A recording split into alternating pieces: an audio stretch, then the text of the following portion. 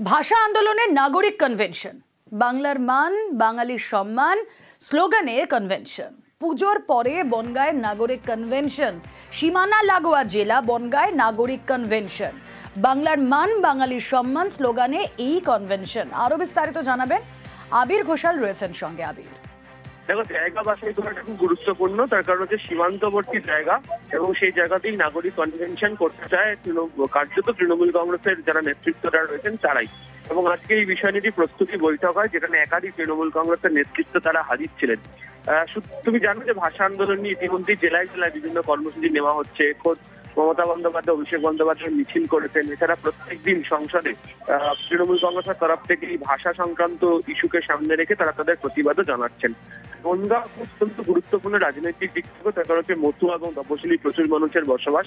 এবং 2019 হোক, 21 হোক, 24 হোক, এই সমস্ত জায়গাগুলিতে দেখতে পাওয়া গিয়েছে যে রাজ্যের শাসক দলের সঙ্গে সমান লড়াই বা পাল্লা দিয়ে লড়াই করেছে বিজেপি, এবং একাধিক জায়গাতে তাদের ফলও অন্তত মতুয়া গড়ে অত্যন্ত ভালো। এই অবস্থাতে দাঁড়িয়ে যে সমস্ত মতুয়া সম্প্রদায়ের মানুষজনকেই যে ভিন রাজ্যে গিয়ে বাংলা ভাষায় কথা বলার জন্য হেনস্থার শিকার হতে হয়েছে, যাদেরকে ফিরিয়ে আনতে পেরেছে হচ্ছে রাজ্য বা পরিযায়ী শ্রমিকদের জন্য যে বোর্ড তৈরি করা হয়েছিল, তারা সেই বিষয়টি তারা তুলে আনতে চাইছেন। এবং কেন সিএ এনআরসির কথা কেন বলা হচ্ছে, কেন সন্দেহ করছে রাজ্য, এবং এই পরিস্থিতিতে দাঁড়িয়ে আসলে ভাষা আন্দোলনটা কোথায় জরুরি মানুষের কাছে তারা বোঝাতে চায়, এবং সেই কারণেই নাগরিক কনভেনশন করা হবে। সূত্রের খবর যে দুর্গাপুজো মিটলেই দীপাবলির আগে এই কনভেনশন হবে, এবং সেখান থেকেও বেশ কিছু কর্মসূচি নিয়ে যে সীমান্তবর্তী যে জায়গাগুলি রয়েছে সেখানে আরো বেশ কিছু রাজনৈতিক এবং অবশ্যই মানুষের কাছে পৌঁছানোর জন্য কি কি কর্মসূচি গ্রহণ করে এগোতে পারা যায় সেই বিষয়ে তারা সিদ্ধান্ত নেবে। বেশ, বাংলার ভাষার বিরুদ্ধে এই যে সন্ত্রাস চালাচ্ছে কেন্দ্র, বাংলায় যারা আমরা কথা বলছি যারা ভারতীয় তাদের বাংলাদেশি বলে কুৎসিত ন্যারেটিভ তৈরি করা বিজেপি শাসিত রাজ্যে অত্যাচার চলছে, এবং বাঙালির শিকড় ধরে টান মারার চেষ্টা করছে। কখনো এনআরসি, কখনো বলছে এসআইআর। তো ওনারা এখানে একটা খুব বড় নাগরিক সভা বনগাঁতে করতে চলেছেন, তার প্রস্তুতি ওনারা নিচ্ছেন। পুজোর পর একটি বড় নাগরিক সভা, যেখানে সর্বস্তরের নাগরিকরা, মতুয়া সম্প্রদায় যারা রয়েছেন তারাও হ্যারাস্ট হচ্ছেন, সর্বস্তরের নাগরিকরা তাতে সামিল হতে পারবেন। শ্বশুরকে বাবা সাজিয়ে ভোটার কার্ড আর ভুয়ো কার্ডেই পঞ্চায়েতে কাজের অভিযোগ। বনগাঁ সুন্দরপুর গ্রাম পঞ্চায়েতের ঘটনা, বিডিওর কাছে নালিশ বিজেপি মন্ডল সভাপতির। শ্বশুরকে বাবা সাজিয়ে ভোটার কার্ড, আর তারপর আবার শ্বশুরকে বাবা সাজিয়ে পঞ্চায়েতে কাজ।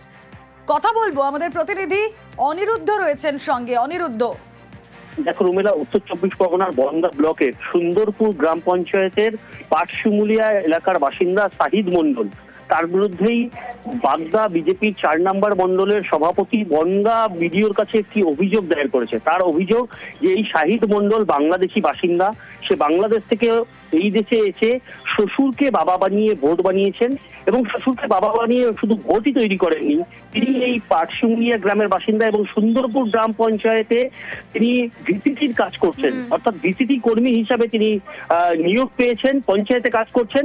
তাদের অভিযোগ, কি করে এরকম একজন অবৈধ অনুপ্রবেশকারী তিনি ভোট তৈরি করলেন এবং পঞ্চায়েতে কাজ করছেন, তা নিয়ে তারা অভিযোগ করেছেন, যাতে অনতিবিলম্বে এই বিষয়ে খতিয়ে দেখে তার বিরুদ্ধে ব্যবস্থা নেওয়া হোক।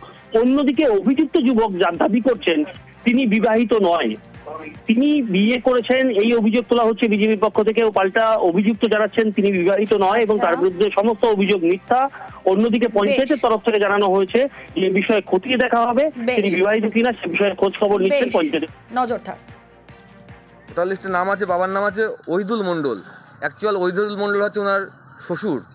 শ্বশুরের নামে নাম ভাঙিয়ে ভুয়ো ভোটার করে ইনি এখন বর্তমানে আমাদের সুন্দরপুর পঞ্চায়েতের একজন ঠিকাকর্মী হিসাবে কাজ করছে। না, বাবা বাংলাদেশে, ইনি এসেছে সবে মাত্র 3 থেকে 4 বছর হয়েছে। এর মধ্যেই ভোটার লিস্টে নাম তুলেছে, ভোটার কার্ড হয়ে গিয়েছে, এবং শ্বশুরের নাম ভাঙিয়ে ভোটার কার্ড করেছে। আপনি বিবাহিত? না, আমি অবিবাহিত। এটা মিথ্যা অভিযোগ। না না, আমার এখানে কোভিড ভ্যাকসিন আছে, সবই আছে, আমার কার্ডও আছে, আমার এখানে যে Aadhaar card, I card, PAN card সবই আমার এখানকার। আমি এখানে স্থানীয় বাসিন্দা, আমার কাছ থেকে দেখতে চান কোভিড কার্ড, আমি অনলাইন থেকে আমি বের করতে পারবো, যে দেখাতে পারবো আমার এখানকার কোভিড কার্ড, সব কিছু আমার এখানকার। যারা অভিযোগ করছে এটা মিথ্যা করছে। আমি এখানকারই বাসিন্দা, আমার বাবা মার জন্মস্থানও এখানে, সব কিছু এখানে, আমার ঠাকুর দাদা সব এখানে। শাহিদ মণ্ডলের সমস্ত বৈধ কাগজপত্র আছে, সে এখানে কাজ করে। আর বিজেপি যে অভিযোগটা তার বিরুদ্ধে এনেছে সেটা সম্পূর্ণ ভিত্তিহীন। এই বিষয়ে আমরা খোঁজখবর নিয়ে দেখব, তদন্ত সাপেক্ষে পরবর্তীতে পদক্ষেপ নেওয়া হবে।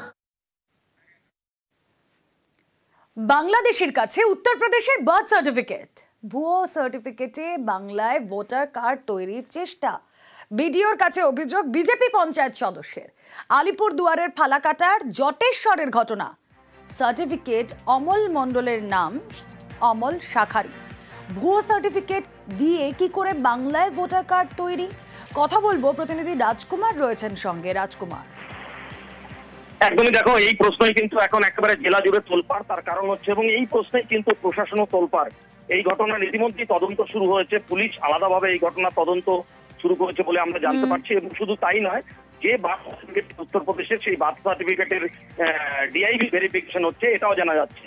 তবে যেটা জানতে পারছি এখন পর্যন্ত, যে এই যে অমল মণ্ডল জটেশ্বরের যেখানে থাকেন, সেখানেই তার প্রতিবেশী বা নিকট আত্মীয় রয়েছে রাধেশ্যাম শাখারি, এবং রাধেশ্যাম শাখারির স্ত্রী হচ্ছে চায়না শাখারি। এদেরকে বাবা মা বানিয়ে কিন্তু উত্তরপ্রদেশ থেকে বার্থ সার্টিফিকেট বের করে ভোটার তালিকায় নাম তোলার চেষ্টা চালাচ্ছিলেন। এবং ইতিমধ্যেই বিজেপির এই পঞ্চায়েত সদস্য বিডিও অফিসে এই অভিযোগ জানানোর পরেই ঘটনা প্রকাশ্যে এসছে। এখন প্রশাসন তদন্ত করছে এই বার্থ সার্টিফিকেট আদৌ কি উত্তরপ্রদেশ থেকে দেওয়া হয়েছে নাকি এটা একটি ফেক বার্থ সার্টিফিকেট। যদি উত্তরপ্রদেশ থেকে এই বার্থ সার্টিফিকেট দেওয়া হয়, তাহলে কি কি ডকুমেন্টের ভিত্তিতে, কি কি নথির ভিত্তিতে, কি কি তথ্যের ভিত্তিতে এই সার্টিফিকেট সেখান থেকে ইস্যু হলো, সেখানে কোনো চক্র কাজ করছে কিনা, কোনো টাকা পয়সার বিনিময়ে উত্তরপ্রদেশে এই বার্থ সার্টিফিকেট দেওয়া হয়েছে কিনা, এই সমস্ত কিন্তু তদন্ত করে দেখছে প্রশাসন। ঘটনায় একেবারে তোলপাড় ফালাকাটার জটেশ্বর। তার কারণ হচ্ছে, জটেশ্বরে এর আগে অঞ্জলি শীল এখানে এনআরসি নোটিশ পেয়েছিল। এই জটেশ্বরেই কিন্তু এক পরিযায়ী শ্রমিক গুরুগ্রামে কাজ করতে গিয়ে সেখান থেকে ভিডিও বার্তা দিয়েছিল যে ওখানে তিনি ভয় পাচ্ছেন, আতঙ্কিত হচ্ছেন এবং নথি চেয়ে, ফলে আবার সেই সংবাদ শিরোনামে জটেশ্বর। রুমেলা, বেশ। তো আমার এখানে আসছে যে দাদা ভোটার কার্ড হচ্ছে, তোমার তো কোনো কাগজপত্র নেই, কোনো ডকুমেন্টসই নেই। তো কি আমি বানিয়েছি, কাগজটা দেখলাম, আগে আধার কার্ডটা নিয়ে আসলো। আধার কার্ডটা দেখলাম, আমাকে সন্দেহ লাগছে, শুধু আধার কার্ড দিয়ে তো ভোটার অ্যাপ্লাই হয় না, জন্ম বার্থ সার্টিফিকেটও বানিয়েছে। কে বানিয়েছে কি জিজ্ঞাসা করলাম, 500 টাকা নিচ্ছে। যাই হোক, আমাকে ডাউট মনে হলো না। আমরা চাই যে এটা সরেজমিনে দেখুক, খতিয়ে দেখুক আদৌ জিনিস, এই বার্থ সার্টিফিকেট, আচ্ছা আধার কার্ড, কাদের মাধ্যমে এগুলো বানিয়ে দিচ্ছে, ভেরিফাই করবো। অমল শাখারি কে হয়? ওরা বলে কাঠে বলে কোনো গন্ডগোল করছে নামে। তো কবে এসছেন জটেশ্বরে এখানে? 4-5 বছর হয়েছে। তার আগে বাংলাদেশ ছিল। স্যার এখানকার ডকুমেন্টস আছে কোনো?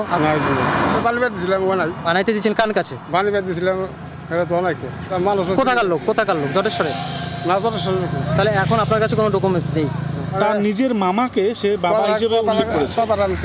আমরা আগে বললাম যে আমি লেখাপড়া জানি না, কিছু বুঝি। ছেলের জন্মটা কোথায় আপনার?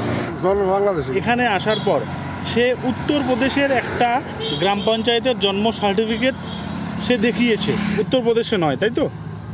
বাংলাদেশে জন্ম।